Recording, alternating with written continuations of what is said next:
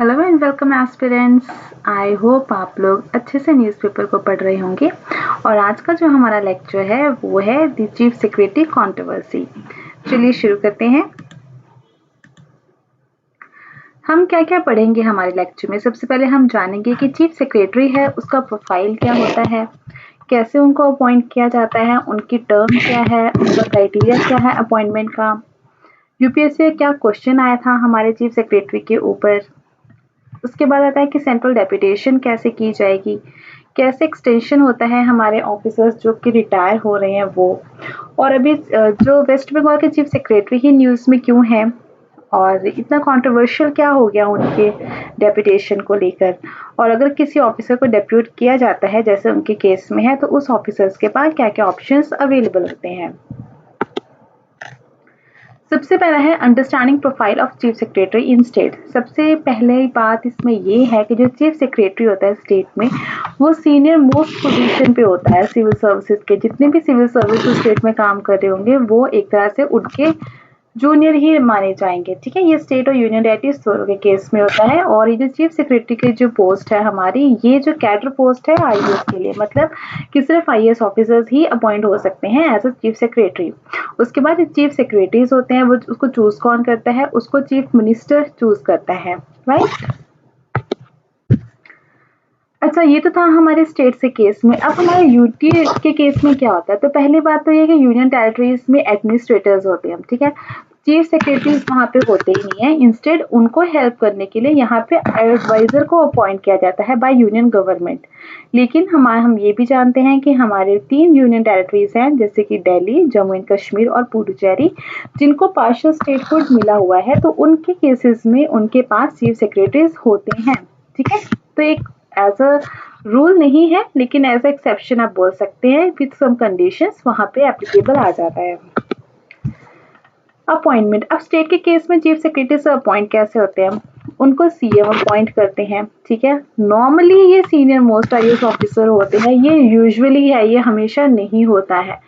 जैसे कि हम देखते हैं कि पंजाब में अभी first women chief secretary appoint हुई हैं, तो उन्होंने उनसे काफ़ी सीनियर्स भी थे तो उनको सुपरसीड किया गया है। राजस्थान में अभी हमारे फर्स्ट दलित चीफ सेक्रेटरी अपॉइंट किए गए थे नवंबर में, तो उसके ऊपर भी काफ़ी कंट्रोवर्सी आई थी बिकॉज उन्होंने भी 10 अपने सीनियर्स को सुपरसीड किया था। तो ये यूजुअली क्राइटेरिया है, it is not a fix criteria, right. और जो हम जिनको अपॉइंट करते हैं वो स्टेट के चीफ मिनिस्टर है, उनकी प्रेफरेंस के ऊपर ही होता है बिकॉज इन दोनों ने एक तरह से मिलके काम करना है। तो उस केस में ये ज़रूरी है कि जो चीफ सेक्रेटरी है उसके एक प्रॉपर एक लेवल ऑफ अंडरस्टैंडिंग हो हमारे चीफ मिनिस्टर के साथ में। और यूटीसी केस में जहाँ पे लेजिस्लेचर्स है वहाँ पे चूज तो हमारा सीएम ही करता है, लेकिन उसको अपॉइंट कौन करता है, जो लेफ्टिनेंट गवर्नर होता है यूनियन टेरिटरी का, वो। नेक्स्ट, टर्म लेंथ क्या है। अब बेसिकली इतनी हाई लेवल पे हमने कोई टर्म नहीं रखी हुई है। ठीक है, तो यहाँ पे नो फिक्स टेन्योर है इसका, लेकिन हम इनका जो टर्म है उनको हम एक्सटेंड किया जा सकता है, राइट। तो हमारी एडमिनिस्ट्रेटिव रिफॉर्म कमीशन था, उन्होंने रिकमेंड किया था कि चीफ सेक्रेटरी की पोस्ट है उसको हम एक्सटेंड कर दें 3 to 4 ईयर्स में, लेकिन इस सजेशन को एक्सेप्ट नहीं किया गया। रीजन यही था कि जो सीएम है और चीफ सेक्रेटरी है, हमने देखा कि इन दोनों के बीच में ट्यूनिंग होनी चाहिए एडमिनिस्ट्रेशन को चलाने के लिए।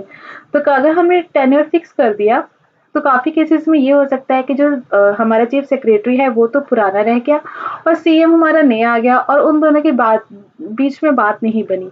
ठीक है, तो इसलिए हमने जो ये वाली रिकमेंडेशन थी वो हमने नहीं एक्सेप्ट किए एआरसी के चीफ सेक्रेटरी को लेकर। अब क्राइटेरिया क्या है इसके सिलेक्शन का। नॉर्मली ये कोई स्टैब्लिश क्राइटेरिया नहीं है, लेकिन 3 फैक्टर्स हैं जिनको ध्यान में रखा जाता है। पहले की सीनियरिटी, क्योंकि वो वैसे ही सीनियर मोस्ट पोजीशन है हमारे चीफ सेक्रेटरी की, तो हम वही ऑफिसर्स को चूज करते हैं जो कि हमारे टेन्योर वाइज भी सबसे ज़्यादा सीनियर हो। उनका सर्विस रिकॉर्ड कैसा है, काफ़ी अच्छा होना चाहिए। और चीफ मिनिस्टर को क्या लगता है कि क्या वो उसके साथ काम कर पाएंगे। तो ये हमारे 3 क्राइटेरियाज हो जाते हैं।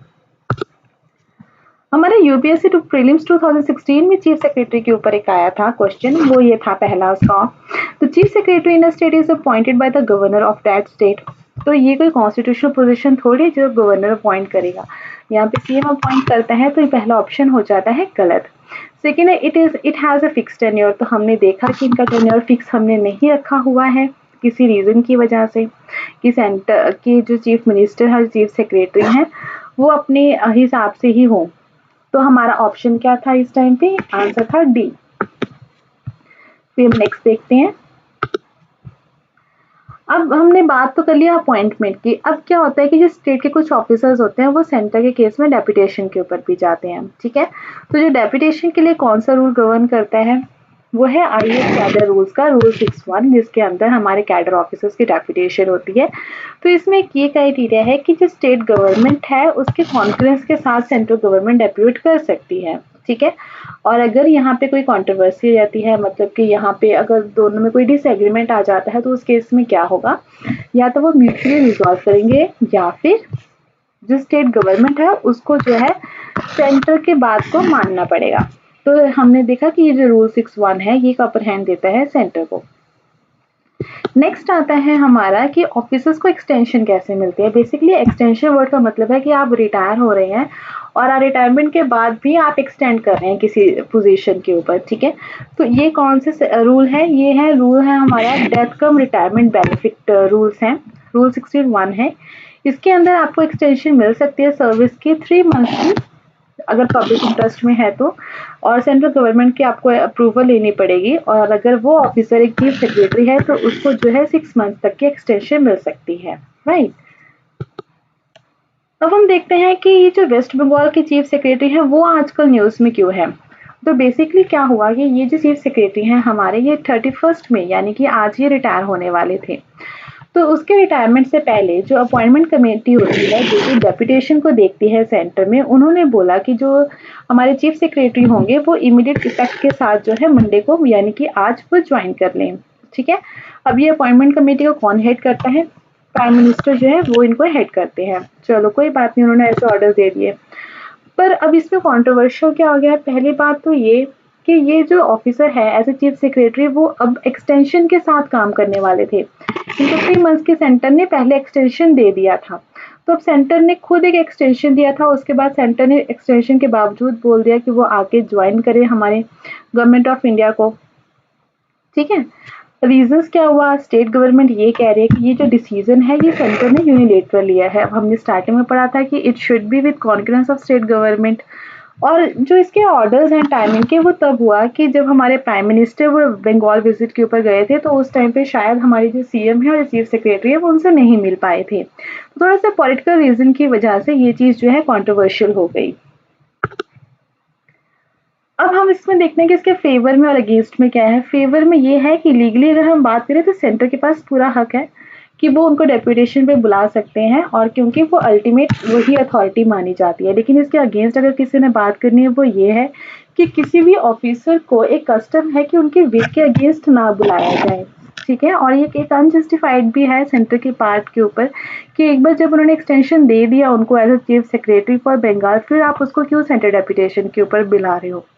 कुछ लोग ये भी कह रहे हैं कि अगर वो पर्सन है, कोई भी पर्सन है, नॉट सिर्फ इन दिस केस, अगर कोई रिटायर होने वाला है, उसको एक्सटेंशन मिली है और उसको फोर्स किया जा रहा है किसी पोस्टिंग के लिए, तो इसके पास एक ऑप्शन होता है कि वो पोस्टिंग को ना ज्वाइन करते हुए सीधा रिटायरमेंट ले लें।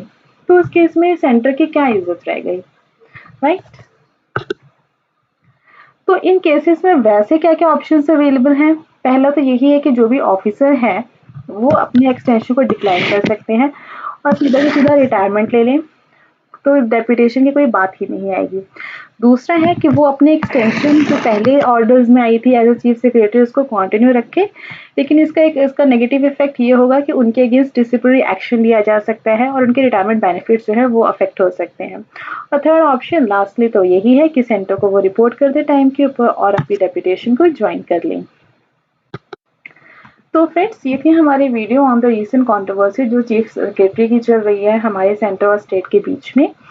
आप लोग को क्या लगता है इसके बारे में? प्लीज़ अपने कमेंट को मेंशन कीजिए कमेंट बॉक्स में, और अगर आपको इस तरह के टॉपिक्स के ऊपर और नॉलेज चाहिए तो आप मेरे टेलीग्राम चैनल कमर्शियल्स को ज्वाइन कर सकते हैं। और इसके साथ ही अगर आपको मेरा वीडियो अच्छा लगा तो आप प्लीज़ इसको लाइक शेयर और सब्सक्राइब कीजिए so that we can share knowledge in this world, because sharing is caring. Thank you.